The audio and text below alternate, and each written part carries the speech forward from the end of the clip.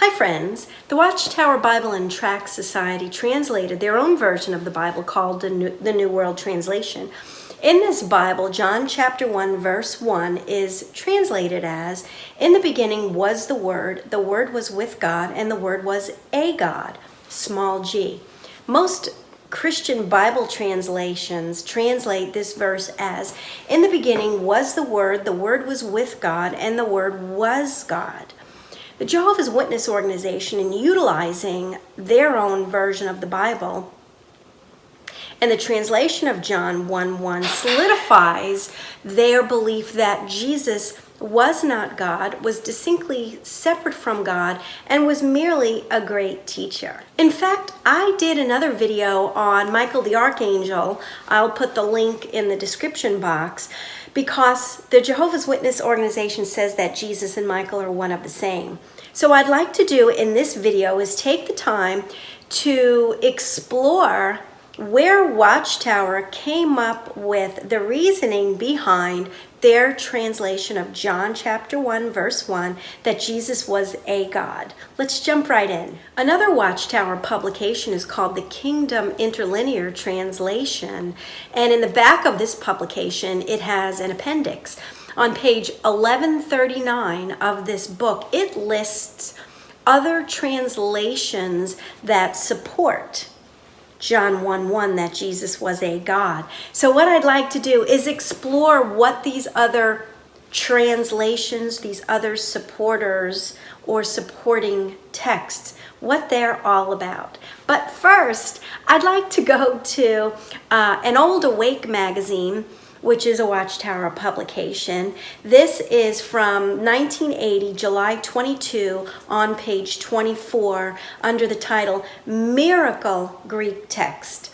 It says this: "When reviewing the Kingdom Interlinear translation of the Greek scriptures for the Classical Journal, Thomason Winter of the University of Nebraska observed, an original Greek text for $2 is something of a miracle, and it should not surprise us that it took a worldwide group of Bible students to pull it off." So stick around to the end of this video, because I'm going to come back to this and tell you exactly who Thomas N. Winter is as a professor of Greek studies at the University of Nebraska and how he fits into all of this. So here is a snapshot of that page in the Interlinear translation in the appendix, and it says, "Jesus, a godlike one, divine, John 1:1, and the Word was a God." Godlike, divine, Greek, and then it goes on to some Greek words. The first supporting text is the New Testament in an improved version upon the basis of Archbishop Newcomb's New Translation with a corrected text, London. That's all the Kingdom Interlinear cites as far as what this text is. Here is a copy of that text, and let me read it to you. New Testament in an improved version upon the basis of Archbishop Newcomb's New Translation with a corrected text and notes critical and explanatory, published, get this, by a society for promoting Christian knowledge and the practice of virtue by the distribution of books. So Archbishop Newcomb had a new translation, and this publication retranslated it, improved it, and corrected some of the text. And look at the bottom. It's published by a society. Well, whenever I see the word society, that sets up a red flag, and I want to know who that is, because who else do we know that calls itself a society and publishes books? Okay, do I even need to say it? Let's move on. Let me tell you a little more about who this society is. So I found this. This is called The Importance of Right Sentiments Concerning the Person of Christ. I was having a problem with my editing platform, and some of this may be cut off. I'm sorry. I really struggled. I actually bought a new editing platform, but it's so hard. I mean, it is so massive and so involved. It's taken me a while to get it all figured out. So just bear with me as I go through getting out all the kinks. But let's go back to this. It says, importance of right sentiments concerning the person of Christ, a sermon preached at Essex Chapel, April 10th, 1806, before the London Unitarian Society for promoting Christian knowledge and the practice of virtue by the distribution of books by Thomas Belsham. So here it is. It gets right to the bottom, to the heart of the matter. It's a Unitarian publication. Unitarian is not Christian. Unitarianism is a very liberal entity. And it's a corrected text of Archbishop Newsom's or Newcomb's translation. I don't know. I read through, or I should say I scanned through a few pages of this corrected text, and I honestly felt like I was reading a Watchtower magazine. It was amazing. Very, very similar points that it was making. But anyway, check this out. It says right at the top, the great mass of Christians are educated from childhood in the belief that Jesus Christ is really and truly God, as well as man, and that they who call this mystery in question shall without doubt perish everlastingly. And their erroneous opinions concerning the person and offices of Christ, the nature of his undertaking, the obligations they are under to him, and the religious homage which he claims are so interwoven into their whole system and habit of thinking that to give up the deity of Christ is, in their estimation, to give up Christianity itself. Well, it is. It is. To be a Christian is a Christ follower.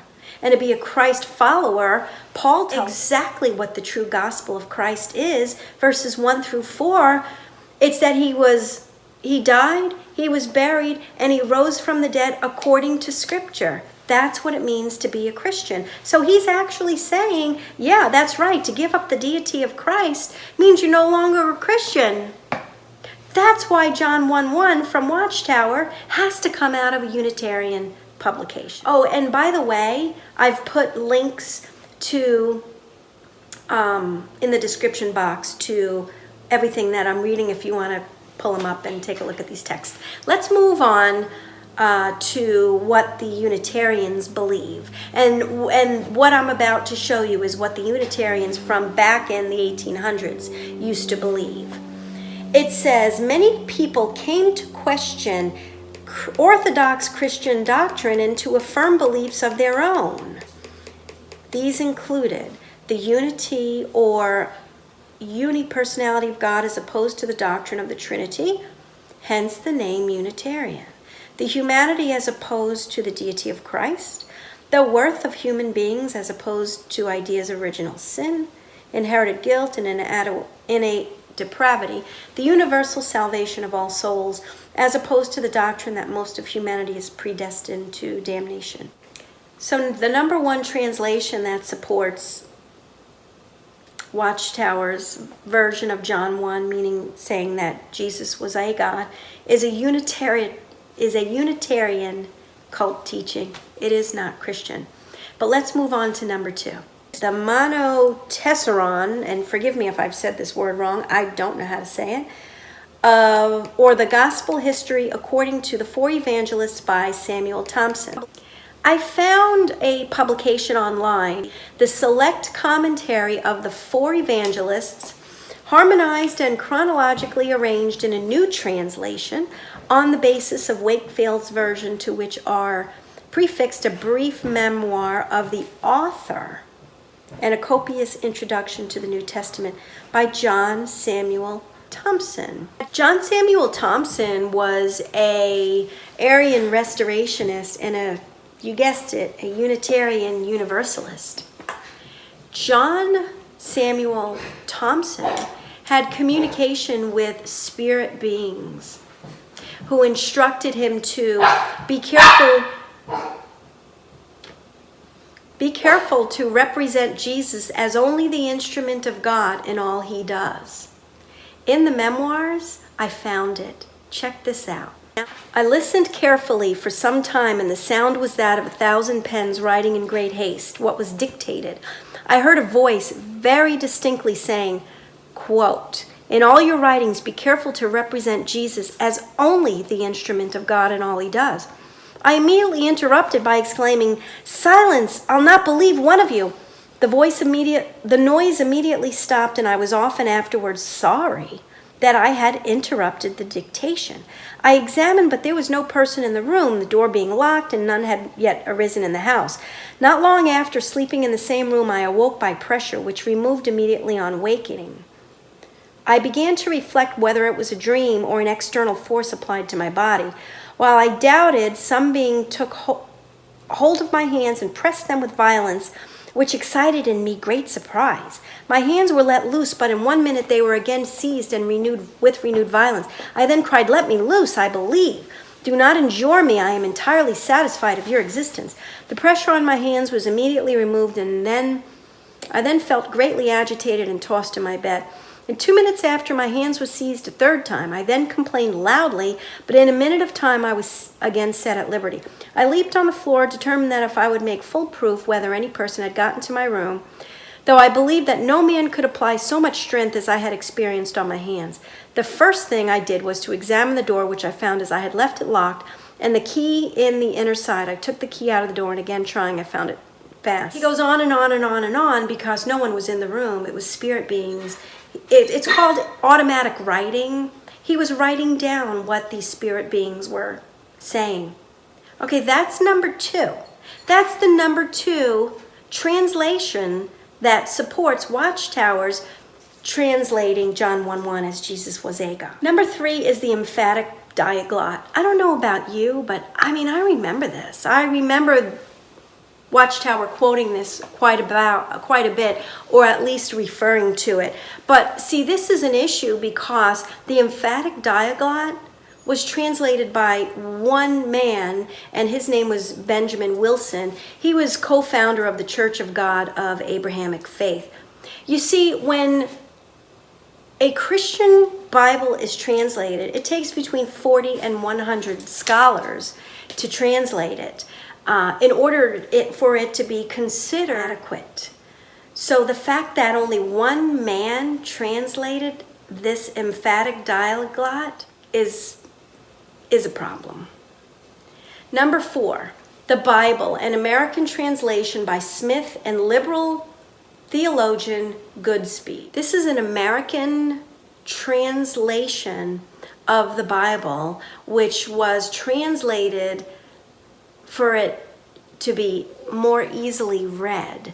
There was an article in the Chicago Tribune that called it monkeying with the Bible, and I've put the links down in the description box to a paper that was written explaining the reasons behind why it was considered monkeying with the Bible, therefore considered not reliable. Number 5, the New World Translation. Watchtower cites their own publication, their own translated Bible as a source that supports John 1:1. So I'm not even going to talk about that. And then the last 3 were translations of the Gospel of John, 3 separate translations by 3 separate men. And it looked like it was in German, which I don't speak. So I really can't comment on it, but not reliable if it was translated by one single man. So what do you think, friends? Do you think that Watchtower has a leg to stand on in stating that in the beginning was the Word was with God, and the Word was a God? Do you think that they have a leg to stand on in taking away from the deity of Christ? I understand it's very, very difficult to comprehend. God says in the Bible, my ways are higher than your ways, and my thoughts higher than your thoughts. Are you going to continue to hold on to Watchtower teaching that Jesus was simply an instrument of God, that he was simply a good teacher or a great teacher? Or are you going to step out in faith and put an effort to grasp real truth? 1 Timothy 3:16, it says, "And without controversy, great is the mystery of godliness. God was manifest in the flesh, justified in the spirit, seen of angels, preached unto the Gentiles, believed on in the world, and received up to glory." It's a mystery. It's a mystery. God manifest in the flesh. He created you. And he is drawing you to himself. You know the story of the prodigal son, where the son wanted his inheritance early and he went out and he squandered it and he blew all his money and he was wallowing with the pigs, eating the slop, and he thought, you know what? Life was better with my father, and if I could just go, maybe I could just be one of his servants. And here he is, all filthy and dirty and smelly, and he's walking to his house, and what happens? The father sees him afar off. The father was looking for him, and before the kid even got close, the father ran to him and embraced him and celebrated the fact that he had come home. As Jehovah's Witnesses, all we wanted to do was serve God. We were on the wrong path, and we were on a very, very wrong path. Cry out to Jesus. At least take the time to get untainted truth and walk with him. He promises to be with you to the end of the world.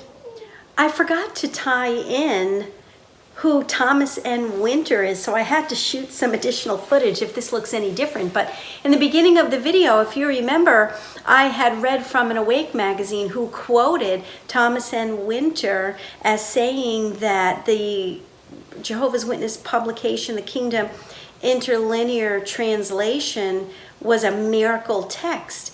And they tell you that Thomas N. Winter is a professor of Greek studies at the University of Nebraska, but what they didn't tell you is that he's also a former president of the Unitarian Church of Lincoln, Nebraska. I'm not surprised. They gave us half of the story, alluded to the fact that this university professor thought that it was just a miracle, but of course he would, because he's a Unitarian. Anyway, you guys, have a great day. Thank you so much for watching my video. I hope you learned something today. Like and subscribe to my videos and click the bell so that you're notified when I have filmed something new. And I hope you have a great day and a great 2020.